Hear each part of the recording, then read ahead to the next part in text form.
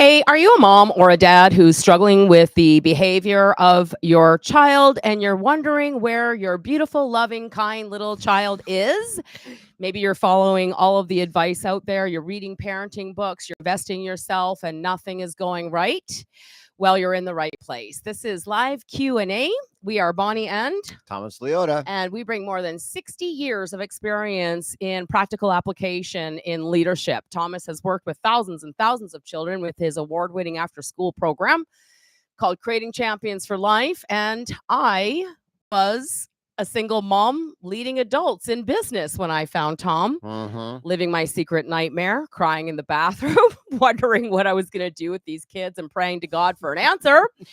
And thank God the answer came. So we want to be here to answer your questions, to breathe life into you, to let you know that there is a little genius spirit living inside your child who wants to work with you, wants to please you if we were to approach it in the right way. And that's what we're here for.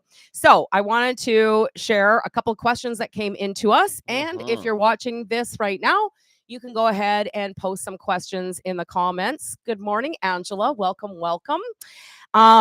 So a couple of questions that have come in. One is, how can I help my 3-year-old's constant meltdowns and turn those tantrums into teachable moments?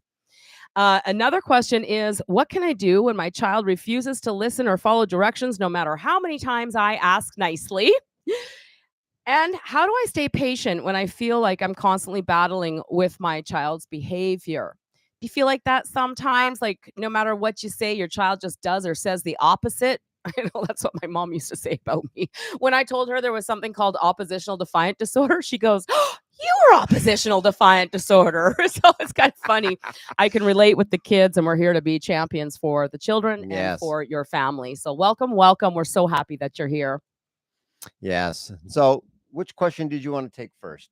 We can dive right into questions. Well, we could, but well, then in this case, let's give ourselves a chance to validate one, you're here. Congratulations, because just showing up sometimes is just a battle in itself. No, yes.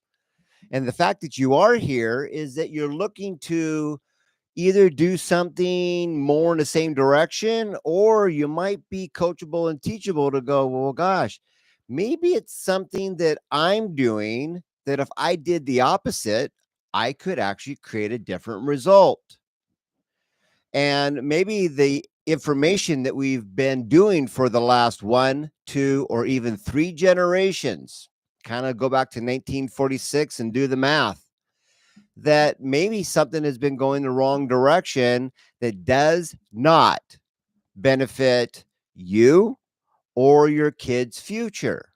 And if you could just play the what if game, not the blame game, but the what if game, then we can actually approach it. That way you could have more than, if I don't do anything or I do the negative, I'm looking for a third option.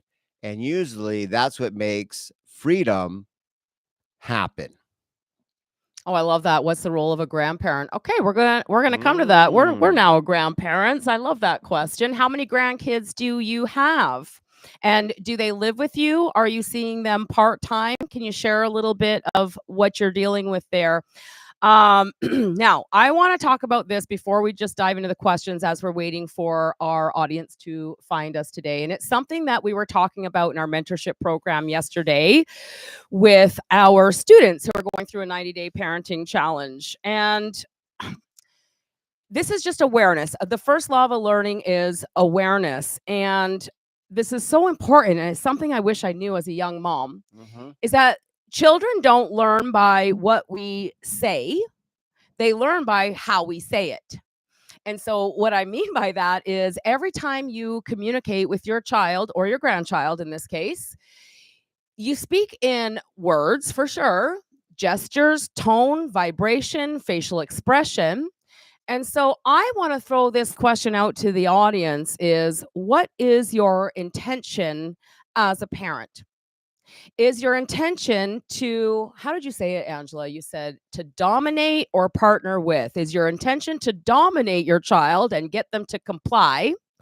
Or is it to partner with your child and work with them as a team as you guide them with life skills throughout their entire life?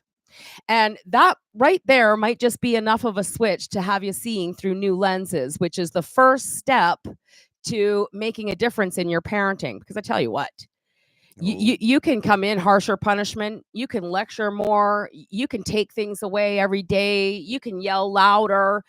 And what is your child learning when you're doing all these things? Aren't they learning how to navigate the world based on what you're doing?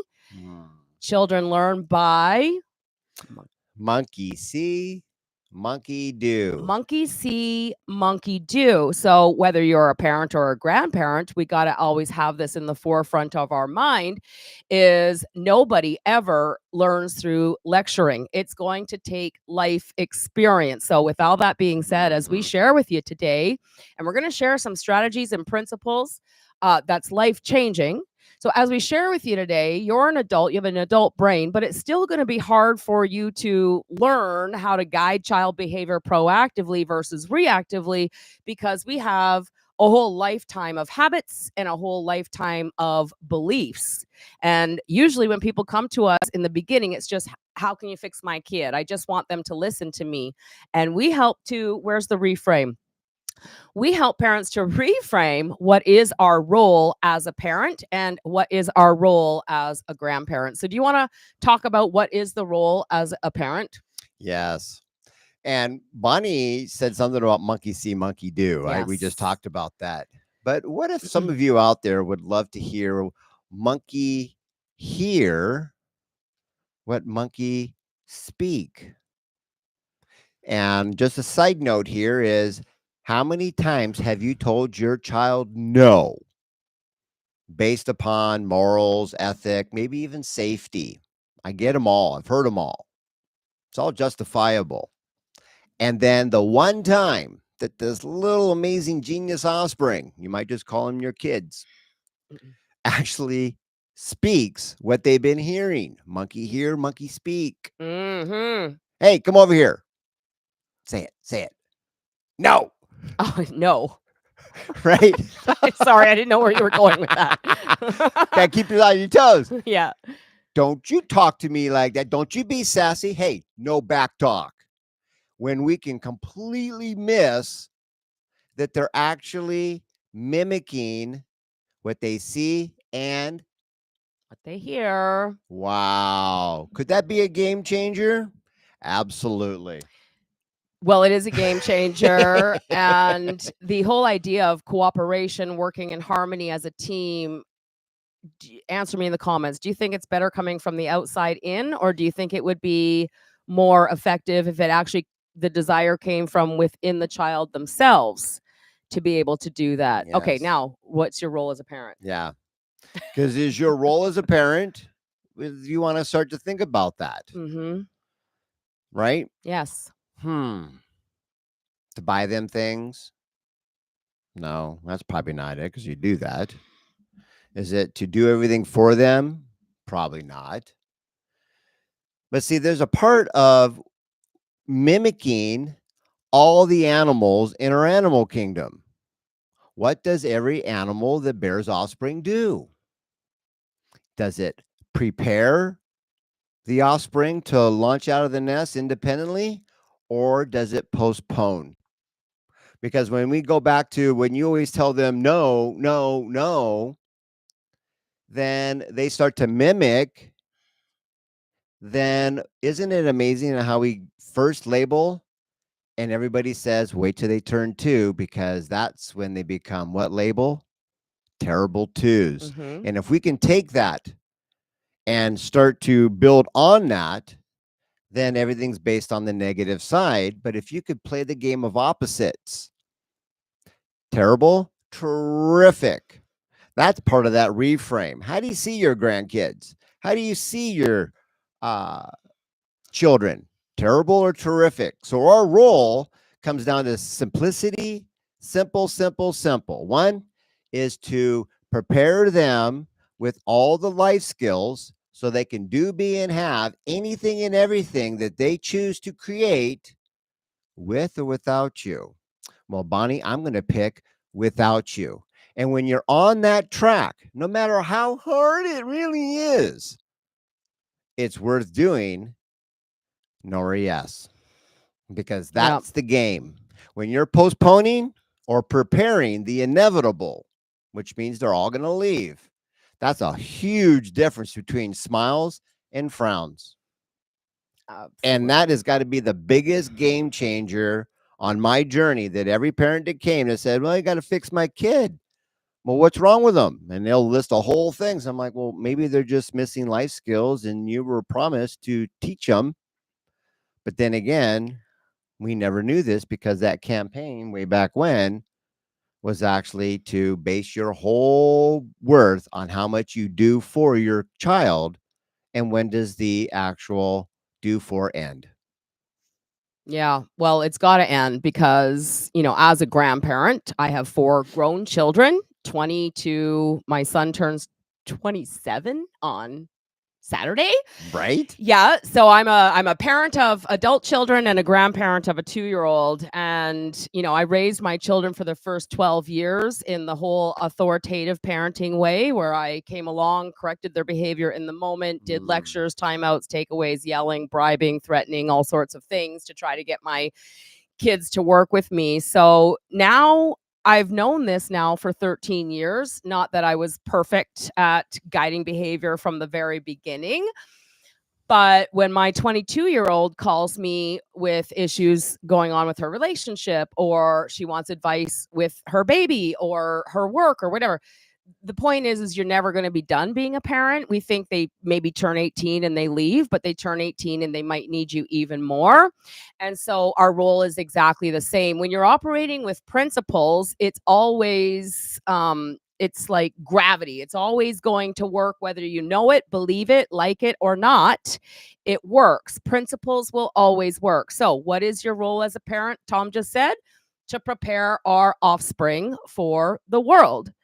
And, I just had a pretty serious conversation with my 22-year-old on Saturday. And I love her enough to tell her the truth of how the world works, to have her look in the mirror and take some responsibility for things going on in her life.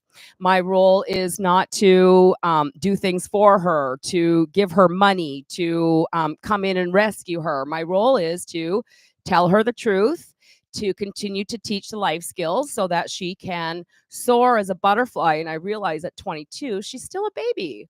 And my 20-year-old son's still a baby. And they're always going to be babies, right? And they're going to start to multiply. So I'm here for her when she needs me.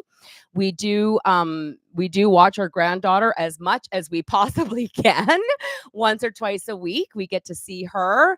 And I'm going to be there for my grandchildren as much as I possibly can, especially because when the whole world operates in negative nidney, we have an opportunity to influence our children and our grandchildren by guiding them, by encouraging them in their life to learn the life skills that they need to do the things that they want to do. So it's always going to be the same. Teach life skills, guide them with the truth, and show them how the world works. Correct. And with the understanding that the desire to cooperate, the desire to win in life must come from the inside out, from the child, and the principles we teach you here at Creating Champions for Life will do that. It'll create an environment where your child is hungry, where they have a desire. And when I say hungry, let me clarify. Hungry to grow, right? Hungry to advance in life, hungry to learn life skills, hungry to work with you, not starving our kids. So I just wanted to be clear because you never know who might be watching the video. That's true. So with all that being said, let's dive into the questions. If you're here, this is live Q&A. We're here to help you understand the principles that we teach on a deeper level. And we're here for if you're brand new and you just have a question about parenting, about your child's behavior, we're here to answer those for you. So let's start with this one. How can I help my 3-year-old's constant meltdowns and turn those tantrums into teachable moments? Okay. I heard a meltdown. Yeah. And what was the other one? Tantrums. Tantrums. Turn tantrums into a teachable moment. So meltdowns and teachable moments. What is a meltdown? Is that positive or negative? Oh, I love this conversation. What is a meltdown? Hey, if you're with us, put in the comments. What do you think a meltdown is? Let's if it's mentionable, it's measurable. So let's put a smiley face or a frown to a meltdown. How do you feel when they have the meltdown? What do you think when they're having a meltdown? And this could be as simple as positive, negative, heads or tails on a coin. Because if you do feel bad, that's only relative to good.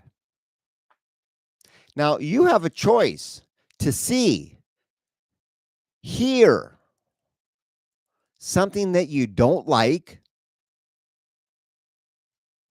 or you can see or you can hear, here's just a little genius who's embracing their own uniqueness, and they're playing the ancient game called monkey see, monkey do. And are they ever going to do anything correct, perfect, or right the first time ever, Bonnie? None of us ever do anything correct, perfect, or right. This is rhetorical for us to get a checkup from the neck up and go, Bonnie, did you see a little Harley Faith there? Did you see how she mimicked? See, a meltdown could be something that you don't like, or you could look at it and go, well, what happens when I put too much water in a cup, Bonnie, and I keep flowing? What to go? Where does it go? It overflows. Volcano overflows. Meltdown. Maybe if you're open to question your approach, I did too much, too fast, too soon for The Apprentice. And I'm the master. So this could be, how do you approach it? Now, I'm going to ask you to question anything and everything you've ever learned about parenting might not be in your best kid's interest. Because what if a meltdown could be terrible or terrific twos? A meltdown could be, hey, look, the ball is out of bounds. What do? You stop and see what we did do. What is it that you know how to do that they don't? And they're basically letting you know, hey, if I knew what to do, I would have done it. That's where we start to pause and go, here's a teachable moment, or I need to do some kind of discipline because obviously there's something wrong with the kid. You have a choice to think positive, negative, or feel good or bad inside about that critical moment. You have control over that, no or yes. And when you can give yourself power to go, yes, I do, I just don't know what to do. Well, that's why people sign up for Learn to Speak Kid and all that other good stuff, like driver's ed. So I would do that in the first place. Yeah, well, let me draw out a scenario because we're asking a question here. Whoever asked this question has not learned the principles of creating champions for life. That's correct. Okay, so Tom asked you a minute ago, how do you feel when your child's having a meltdown? And I want to change the question to, how do you feel when you're having a meltdown? What causes you to have a meltdown, to lose your cool, to get angry, to start yelling? Throwing things. Oh, because we all do it. We all have negative and positive in us. Yes, we all have that anger and we all have happiness. And a lot of times it will depend on what's going on around you.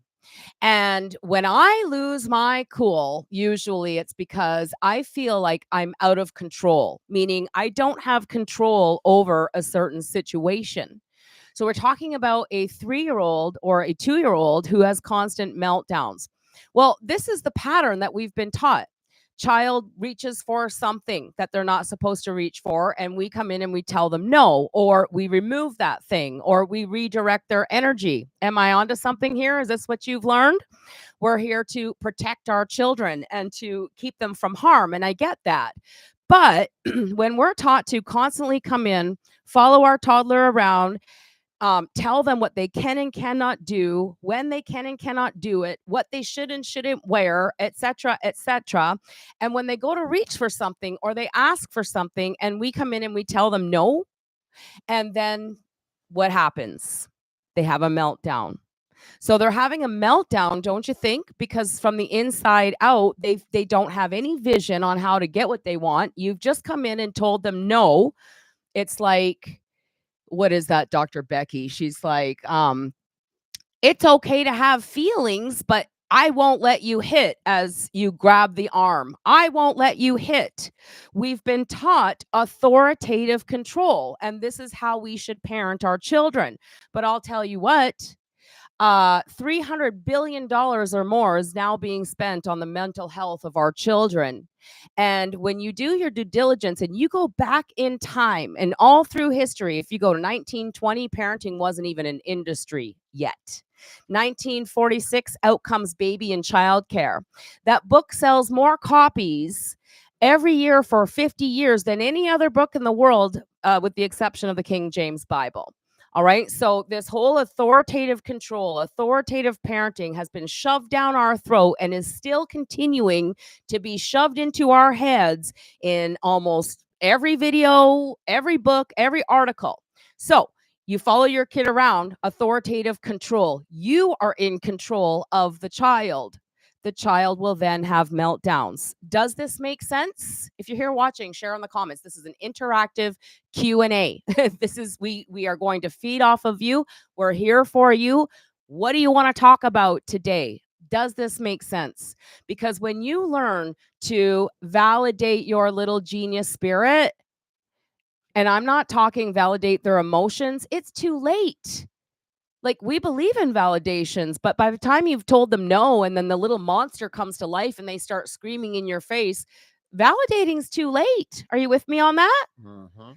So we want to not we don't want to like stop the temper tantrum, because there's no way to be logical with an angry child. We want to be empowering and encouraging, and we want to guide our little genius spirits with the intention of, I am here for you. We're here for you, mom, dad. We become our students' trusted advisor. We lock arms with them and we become their guide. We're here for you. We want you to live a happy, whole, joyful life. And when you look at your child, don't you want that for them? You look at your little child, don't you go, I love you and I want to help you develop all the life skills that you need to thrive? So when you totally, completely reframe how you look at your 2-year-old, 3-year-old, 4-year-old, 15-year-old, 21-year-old living in your basement, when we reframe our intentions and we become their mentor, Tom, you said mentor a few minutes ago, that in itself is going to change the energy and the direction of your life. So, how do you prevent temper tantrums? Oh, you're ready to touch a hot burner. You're ready to learn what hot means. You validate what they're doing. They don't know any better. If they knew how the world works, they wouldn't need you. So we validate. And in the case of a toddler reaching for a hot burner, and the reason I use that as an example is because my oldest daughter, when she was 3, kept reaching for the red hot burner. Because why? Because the red hot burner is red and it's pretty, and she didn't know what it was. So she would reach for it. Curious George. Curious George. And she was constantly being redirected and taken away. And the minute that grandma had her, and the minute that grandma turned around to get something, what did she do? She reached up and she put her hand on the burner and she burned her hand, and she still has scars there. So instead of redirecting or taking her away from that, what would have been better? To show her what hot means. Yeah. So I knew when Harley Faith was about 12, 13 months old, she wanted to cook with me in the kitchen. The first thing I did was showed her what hot means. And just all you have to do is take their hand and kind of put it over, like this far over, and they can feel the heat and it go, that's hot. And she goes like this, and never ever does she go near my stove. Does she ever reach for a burner? Because I showed her the life skill of what hot was. I absolutely love it when you bring awareness to morals, ethics, and safety. No, no, no, no, no, no, no, no. Well, see, what if when you tell the child no for something that Curious George is going to do as part of learning, we got to validate. Oh, look at that! You're ready to start learning. But if you tell them no all the time, you become team member or opposition. You see, when you tell somebody no, no, no, no, no, they're learning that, oh, okay, I get it. I do it when you're not around. I'm going to do it when you're not looking. You're not somebody that has my best interest at heart for me to learn my missing life skills. Is that really the message that you want to send? Because I can relate with you wholeheartedly. Morals, ethics, and safety. It's totally justifiable. Everybody will vote for you and go, yeah, yeah, yeah. But look at the message that's really being sent. You see, no could really be a new opportunity. N-O. And so when you can see that they're ready to learn, may not be in your schedule. That's why we set up times for certain times to learn. But in those moments, that little 3-year-old that you have, he's on full-time learning. How much time are you? Part-time, sometime, or full-time? Because I understand we're juggling lots of things and you're doing the best you can. But the worst thing you could ever do is tell the child no and think that they'll stop, unless you can assume it with not a matter of no, they're actually learning the next skill, which is kind of like, well, when and where can we do what I want to do? And show me the way. Stop telling me the way. Absolutely. So I trust that there's at least some spark in there to go, oh, so there is an option that is on the positive side versus always negative, or you're feeling like, oh my gosh, I can't let them out of my sight. What kind of life is that? Negative. I would never sign up for that class if there was. Yes, one.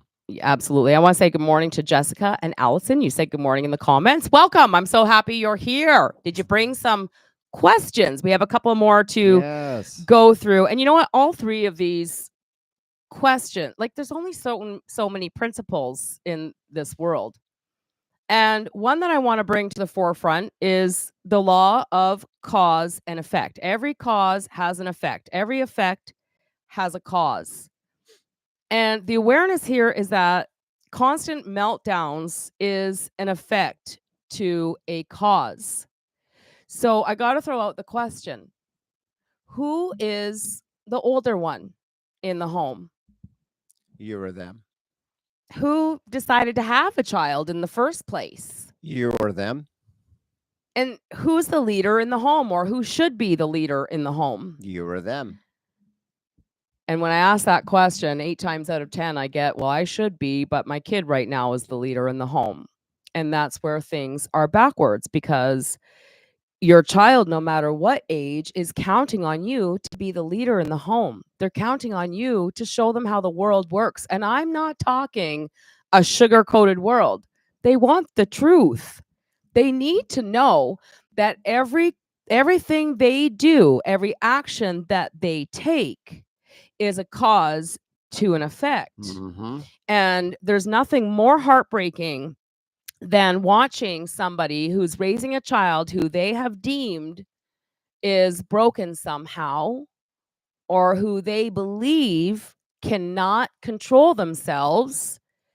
And one video I saw is, God, the kid's got to be 13, 14 years old. He towers over his mom.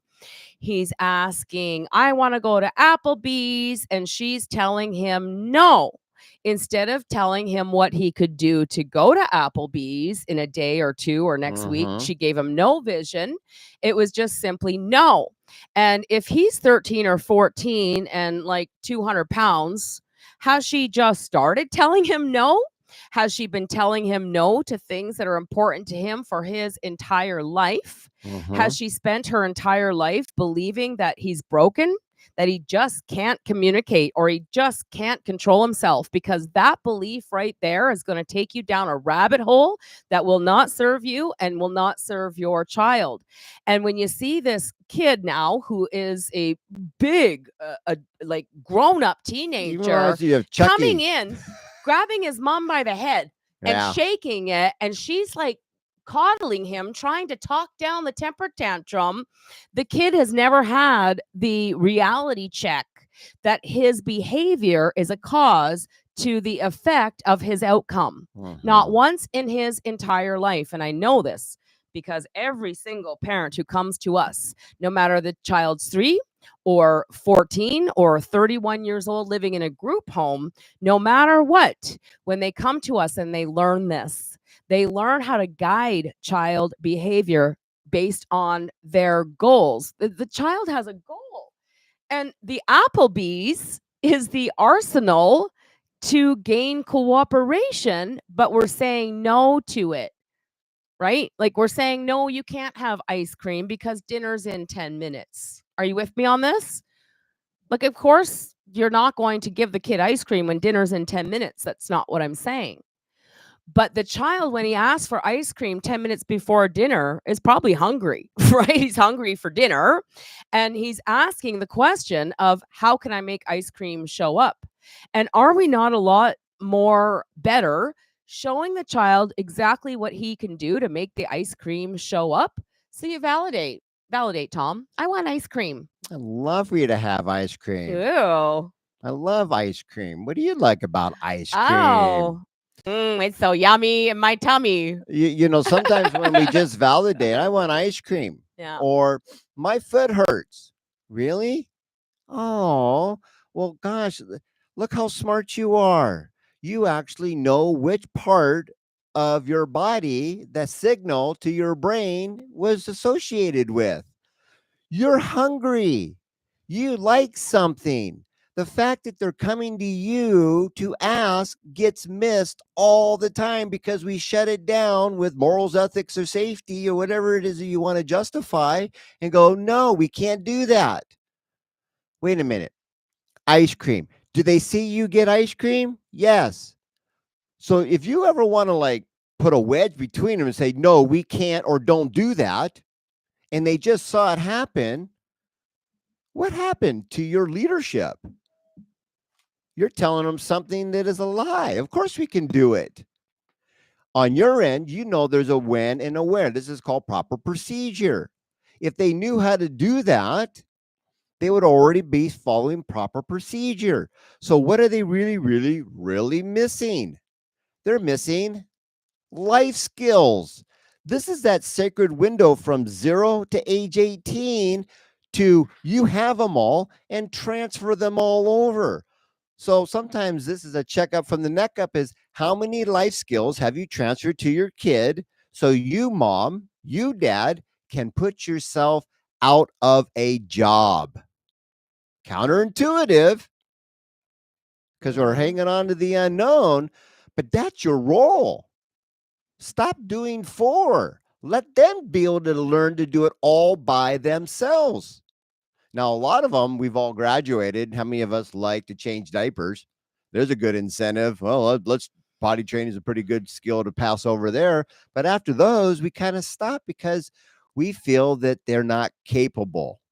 Whatever that came from, that is something that we've got to let go of and believe that our children can learn regardless. And when you have that belief, spelled BELIFE, be life, breathe life into them. Yes. Because every belief that we have has a root called LIE in it. It's a lie. And our kids are bringing it to our awareness. So when you can believe that no matter where they're at, they can learn. And my favorite story has always been Helen Keller. One person, that's all it takes. Yes. Just one. That's what a big kid trusted advisor is. I believe you can learn. Will it take us probably, let's see, 10, 20, 100 reps, probably to walk, ride a bike, drive a car? It takes time. It's not going to be an instant fix. It is a process. But when you have that in place, all these disorders, you dis the dis, and it goes back to order the way it was designed from day one. Yeah, I remember hearing a story from James Allen in, I think the audio is called From Poverty to Power. Mm-hmm. And right in the first couple chapters, he's talking about a 6 or 7 year old who every night at bedtime would ask his mom about the candle. He'd go to reach for the candle and he'd Mm-hmm. ask about the candle. And she would just take the candle and put it out of the way. She didn't give him access. So, same thing as the burner, right? The minute that she turns her back, the boy reaches for the candle, spills it on himself, starts a fire in the house, and he never had to have the lesson on how powerful a candle or how powerful fire was ever again. See, True. you have an opportunity right now to be an to make an impact on your child's life, to be an influencer in their life, to be their greatest hero or their biggest bully. And when we have been taught and conditioned to follow them around and grab their arm and say, we don't do that, or I won't let you do that, we're heading towards the power struggle path. But like, okay, so Harley's 22 months old. Well, how long has she been touching the cat for? Since she could crawl, right? She's been reaching for the cat since she could crawl. Well, not one time do we ever say, nope, nope, don't touch the cat. Nope, we don't do that. Stop hitting the cat. We don't say stop, no, don't, won't. What do? We show her what to do. We show her how to touch the cat over and over and over again. We show her be soft. We touch soft. We touch nice. We show her how to touch the cat. How many times do you have to do it? However many times it takes for them to develop the neural pathway of every time I touch the cat, it's soft. Now, 9 times out of 10, when she touches the cat at 22 months, it's soft and it's gentle. Every once in a while, she'll go, how do you call it, caveman style, and she'll just be like, rah, and she'll grab the Yeah, cat. she's almost like playing a game called tag. It's Wham! like she's playing with the cat. She loves Oscar. So we just still come along with, and the third question here, how do I stay patient? Well, they're a child. Babies don't come out of the womb like spiders do, with spider making 101, already knowing how the world works. She's not grabbing the cat to be defiant. She's not a mean soul. She's a baby. And your 7-year-old is still a baby who doesn't have any idea how the world works. And if we have missed this, if we have been following them around for 7 years, grabbing their arms, saying we don't do that, taking things away, putting them in timeouts, constantly coming in to correct behavior in the moment, well, that 7-year-old missed the milestones of the 18-month-old. They missed what to do. And so now they're 7 with a 2-year-old mentality, and they're still having meltdowns and they're still crying because that's the Mm-hmm. language that they were born with. I'm going to get emotional Yeah. because how true is this? That's the language that they were born with. If they knew how the world works, they wouldn't need you. How much sense does this make? That's right. So, how do I stay patient? Well, there's a life skill called self control. You see, can we deny that something is in control of this body? I'm observing something's making this happen.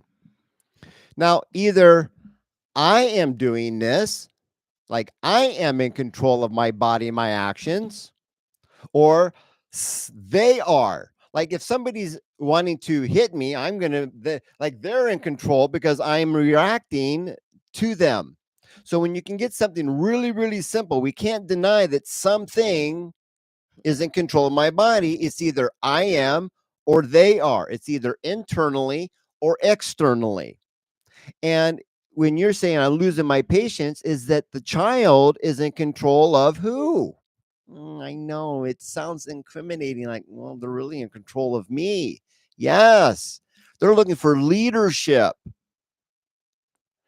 Self control is a life skill that I would say is missing in all the schools and churches around the world. They're supposed to be our leaders, and I have yet to find any of them that really teach self control. You see, when every child did come to my after school program and fix them, well, the core one is, oh, do you know who's making your body actually do this stuff? and we teach self-control. And what self-control can really be for those that are like, well, I don't even know what he's talking about. You see, there's 5 senses: see, smell, taste, touch, and hear, that we can't really turn off because that's how we interact with the world. So when I see something or I'm hearing something, if I'm going to keep my body still, can I turn off my ears, Bonnie? No. Right? Can I stop the sensation when something touches me? No. But see, in our curriculum from 0 to 2, now remember, this is not an age, it's a stage. So think stage 1. But if you did it right on track, 0 to 2, that there's what is called order. Which one comes first? Open the door or ring the doorbell when you want to enter the house? The doorbell. So if I can validate, ooh, I can feel that. However, I'm in control of my body right now, and you're next.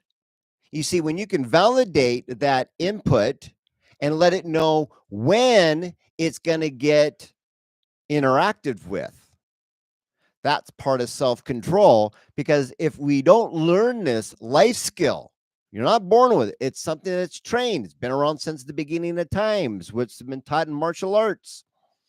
Then they will always be in control. Well, you called me booger nose, snort, no fart face. Okay, that's something you heard. Is that in control of you?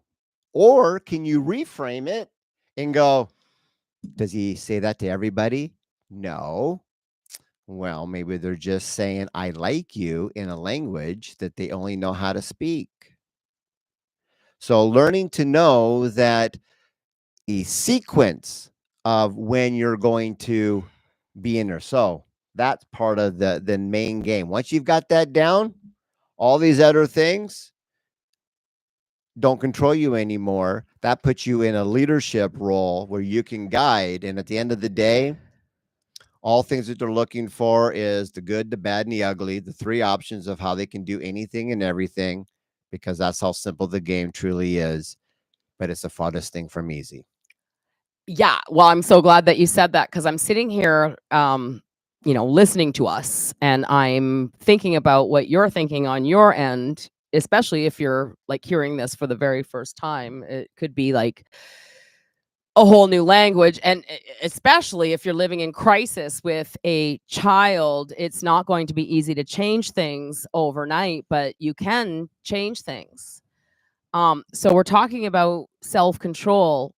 We're the ones that need to practice self-control first and foremost, because if our children are learning by monkey see, monkey do, not by what you say, by what you do, then every time, like, if you could imagine, and I can just see this, because I've lived it, right? So you've got like a 12 to 18 month old, and they're starting to get into everything, and you're kind of like trying to protect them, and you're telling them no and redirecting and doing everything that you've been taught to do perfectly right. I can just see like how you could get caught in this hamster wheel of negativity that would just go year after year after year. And now you're like, my goodness, it's been 6 years now, and I have been getting angry and frustrated and stressed out and upset and in power struggles with my child. And during this whole entire time, it's like the baby does something and we react and we tell them no, and then they react, and then we react to that. And it's just like for 6, 7, 8, 18 years, you could do this whole cycle. Is what we're doing. And when the child never comes around and just complies, it's like, well, there must be something wrong. And the doctors have come up with things I'm not saying that the symptoms of ODD doesn't exist. I've lived with it. They certainly, most certainly do. But it is an effect to a cause, is what it is. And it can be fixed from the inside out. And if we keep trying to fix our kids from the outside in without ever getting this, we lose and they lose. Nobody's winning here.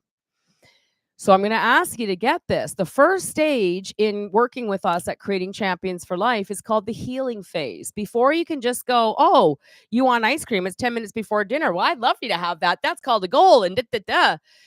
we need to get this first. The first thing we need to do is learn self-control ourselves. We need to learn to be a rock. We need to learn to authentically be peaceful and calm and kind and happy no matter what our children are doing. Because why are we reacting to a 3-year-old? And this isn't, you don't have to answer me here, but it is a good question to ask and answer for yourself. You can sum it up: morals, ethics, and safety, just to be on the all right Well, page. I want ice cream. Well, I guess ethic morals would be we don't have ice cream before dinner, and we don't have ice cream before dinner. What I'm saying is they need a plan on how they can make the ice cream show up. Yes. What do you want them to do? Every time your child asks for something, that's called a goal. And when we can go, oh, I'm not responsible to say yes or no. I'm not responsible to make ice cream. You might want ice cream, but I'm not responsible to give it to you or to say no to it. Am I? Like, if you told me you wanted a new pair of shoes, mom, or dad wants to go to a hockey game or something, I- I would be like, oh, cool. How are you going to make that happen? Or can I share with you a plan so you can make that happen? I wouldn't feel responsible to buy you shoes or send you to a game as a friend or as a grown up. And so when we look at our children, we got to get this. You're not responsible to give them everything that they ask for. In fact, if you do give them everything that they ask for, then you're setting yourself up for failure too, because the child's not asking you to do that. They're asking for the life skills on how to achieve their goals with or without you. How much does this make sense? If it does, give us a like, share out the video, post a comment, communicate with us because we want to have fun with you today. Angela says, I set up our home with the non-negotiables and wait for them to ask for something so that they have a desire for something and we can create a Grammy approved plan to achieve that goal. Yes, you've been working with us for a while and you're starting to get the flow. But Angela, do you remember when you first started working with us? Like even for the first 6 months to a year that you first started working with us, that wasn't the case. It took a while to get it. Yes. Mm-hmm. All right. And then you said, if you have been following them around, taking things away, putting them in timeouts, etc., how will they ever know how the world works? They won't, and they don't, and they will explode. Their little spirit will just explode with unharnessed energy, and we see it as a negative thing, but it's not. These little genius spirits have a message to share, and they're telling you to tell me, they're telling you to tell me the truth. That's right. Tell me the truth, mom, of how the world works. Not your truth, but the truth. I want a bike. Well, no, I just bought you a bike last year and you lost it, so we can't afford one this year. No, that's not the truth. I want a bike. What is the truth? Well, the bike costs $300 and somebody needs to trade time for money for that, right? And so that's the truth. What can they do to earn $300 to go buy themselves a bike? I love. Can we hand me the truth one more time? The truth card? Well, yeah. You see, when you hang out with us, we talk a lot about power of 3. There's Mhm. always 3 options to anything and everything. So the bike, you can buy the bike, you can trade for the bike, or you could make the bike, like create it, trade it, or buy it. See, the truth is that's the 3 ways that the bike shows up. False or true? Poke holes at it. Type in there and be like, oh, that's so simple. Right. They don't want you to know this stuff because then they can't control you. But that's the truth. The bike was created from nothing into something. You can trade the barter system. I got some chickens, you got the bike, you can make a trade. In this case, if it's the bike, if they get it, we're going to trade some training missing life skills. Or you can just straight up buy it. That's the money route. They like you to do the money route because they always get a piece of the transaction. But if you think about it, speak the truth. You see, when you trade, you could actually trade the bike. Happy for you, sad for them. That's called stealing. That's the truth. which option that you choose to do is going to go ahead and present a certain outcome. So there's the good, there's the bad, and then there's the ugly. We're not here to teach or train today, but when you can see that there's always three ways to make something show up, and you tell them the truth. This is how the bike shows up. And which way are we going? Because at the end of the day, your morals, ethics, and safety is going, no, no, no, we don't steal. We need to buy it. That's the right thing to do. But we still didn't tell them the truth because they're going to go, well, I don't want to do anything. I can just go ahead and piggyback off the internet from the neighbor because they don't have a password. They figured out how to get it. Yeah. Kids are pretty smart. Is that the good, the bad, or the ugly option? Show them the way, because at the end of the day, if you don't tell them the truth, sex, drugs, rock and roll, you're saying, I want you to go learn it from somebody else. Truth? Truth. Oh, and you know what's so cool? Okay, so the 3 questions today. If you have a question, we're getting ready to wrap up soon. So if you have a question, throw it in the comments, or we're going to wrap up with these 3 questions. But I'm going to kind of come full circle here and share the magic formula that answers all 3 of these questions. How can I help my 3-year-old's constant meltdowns, turn them into teachable moments? What can I do when my child refuses to listen or follow directions, no matter how many times I ask? And how do I stay patient when I feel like I'm constantly battling with my child's behavior? These 3 questions, first of all, come from authoritative control. And if you're talking about the power of 3, we have morning, noon, night, big, medium, small. And right now we have 2 options when it comes to parenting. One is to come in harsh control, come in with a belt and spank them. The second is to come in with gentle control. It's okay to have feelings, but I won't let you hit. You're not beating your child, but you're still controlling them. So what's the third option? It reminds me of the 3 little bears. Dad's was too hot, too authoritarian. Mom's was too cold, little too gentle. But the baby's was just right. And so learning to guide child behavior proactively is going to make all 3 of these scenarios completely go away. Your child will not have meltdowns because you're never going to say no to them again. You're not going to say yes and give them everything. That's not going to work. And you're not going to say no to everything that's important to them. You're going to choose the middle option. You're going to learn to just validate. Oh, look at you, little Timmy. You got the flour from the pantry and now it's all over the floor.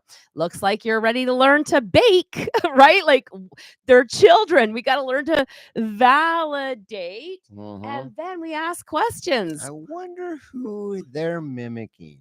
Yeah, they want to be like you and do what you do. They're just like 5 or 6 or 7, and they're not big enough yet to pour the flour. They don't know what they're doing. But they're just doing something. Okay, but we got to reframe how we look at the kids, thinking that they're these defiant little beings whose job it is to push buttons. We need to reframe. It's a genius little spirit looking to navigate the world in the only way that you take the time to actually show them. Does this make sense? We're putting on our queen crowns. I went and got a crown because right now we're not parenting with a queen crown on. Okay? This is not a symbol. This is a queen crown. I'm asking you to rise up, become a queen in your house. Become a big kid trusted advisor. Become a big kid trusted advisor. Start guiding your children with an intention of, I'm here to help you grow into a successful young adult. And, let's just get rid of the labels, because what's the point of a label? ADHD, PDA, autism, ODD, DMDD. Like, we could go all the way to terrible twos, teenage rebellion. We've been labeling kids for years and years. But at the end of the day, what you're going to realize is, even if when you do get an assessment and you do get a label, all they're doing is labeling the missing life skills. That's it. And if we actually believe it, if we believe that our child has something broken in their brain, well, we're just going to take our queen crown off and we're just going to survive the next 10, 15, 20 years until we're raising our grandchildren. And like, nobody wants that. Are you with me on this? Okay, so what do you do to make all three of these scenarios turn into my child works with me in harmony? My house is so peaceful. My husband and I are on the same page. I'm constantly staying patient because I see my kids as little beings, and I have a proactive plan in place that shares the good, the bad, and the ugly. When I know exactly what to do when my child responds or reacts in a certain way, I can keep my cool. Does this make sense? When I don't know what to do and all hell's breaking loose around me and there's all chaos and everybody's fighting, I don't know what to do. It's like there's a fire going off and we never practice the fire escape plan. But when you have a proactive plan and you learn to guide your child with their goals, when you learn that every single thing that they're asking you for is your arsenal to gain cooperation, what do I do when my child refuses to listen or follow directions? Breakfast shows up as soon as all your stuff's done. I'm hungry. That's awesome. I'm hungry too. Where's the best place for the toys? As soon as they're all away, we can have dinner show up. Whatever it is, what is your plan? What's your plan if your child goes into a 3-hour screaming meltdown? What's your plan for when your teenager says, you're the worst parent in the world, I hate you, and they call you a nasty name? You don't need to power struggle with them. You have all the power. Don't you? Don't you own the house? Don't you buy the groceries? Didn't you buy the video game that they're playing on? Come on now. You have all the power. But when we give them everything, thinking that we can authoritatively control their every move, there's no happiness there. There's no growth there. Yeah, that's called bribery. There's no harmony there. There will never be peace. But you can have it. All you got to do is learn to be a proactive parent, create a proactive plan, guide your child with life skills training rather than redirecting all the time, and your whole life will positively transform. Oh, my child has cerebral palsy and can't communicate. Gets beat up in school because of it. What should I do? Well, First and foremost, say it with me. This is my starting point to healing, uniting, and empowering this little genius to be prepared for the world. You made a question real quick here, Bonnie, or you said, what is the reason for labels? Well, see, labels is a way to show ownership. Kind of like how we brand cattle. We put a label on them. If the kid can have a label on it, you just sold them off into somebody else owns them. I'm just going to leave that where it would be. But see, did this show up is this a grandkid or a kid? I think it's a kid. Well, the comment came in, haha, I tricked you. You're tricking us with a question about cerebral palsy. Well, that's hilarious. I'm not sure what you're asking there. It doesn't matter what the child has. Point. It is a starting That's point. all it is. Every single child. We have worked with children who have brain damage, children with every label under the sun. It doesn't matter. They still need life skills. So you need to ask and answer that question no matter what it is for yourself. Where's our reframe?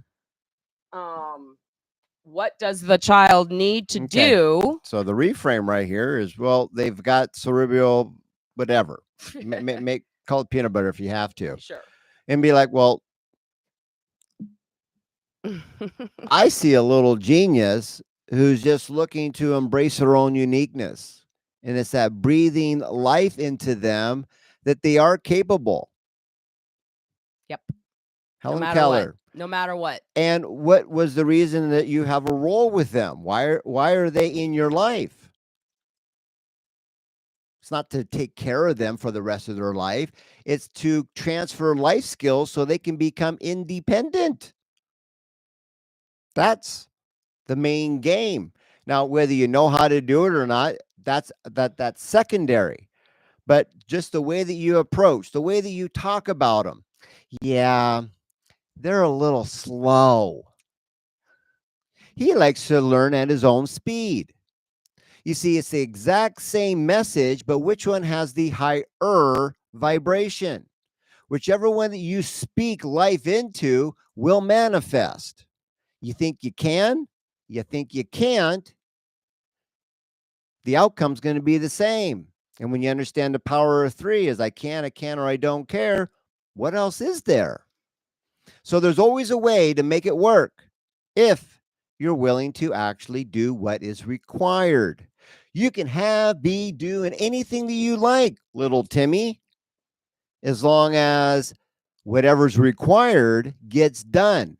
Either mom and dad are doing it, keeping it a secret, or showing them the truth of this is what it takes for it to show up, like a recipe, ingredients in a sequence. And the matter of fact is, they start off with observing you do the list. That monkey see, monkey do kicks in, and pretty soon they want to turn. This is called follow the leader. And pretty soon you follow the actual formula called Simon Says. But the prime directive is to transfer everything you do for them so they can do by themselves. Guaranteed common side effects: healing, uniting, and empowerment. But I love your sense of humor, and make sure that you keep that loving feeling of stay on the positive side of a joke because it creates smiles. Good job. I love your energy. Absolutely. All right. So we're going to close with this today. If you've been watching this and we hit a chord with you somewhere, if you're like, oh my gosh, yes, authoritative control doesn't actually teach my kid how the world works, and no wonder there's so many power struggles. I want to breathe life into you to believe in the capabilities of your child more than any disability. And then decide, commit, and succeed, right? Because if we want to change, we have to be the ones willing to change, because our children's behavior is an effect to the cause of the parenting style. We have proven it over and over again. We're here for you. If you look below in the description, there'll be links there for you to get engaged, join our VIP list for some free resources, however we can help you. And if you're ready to totally transform, join our masterclass, register, watch it, and you'll learn how we help parents in the exact path that we take. So until we meet again, here's to our your parenting success. Have a great week, Cheers. everybody. See you next week. Bye for now.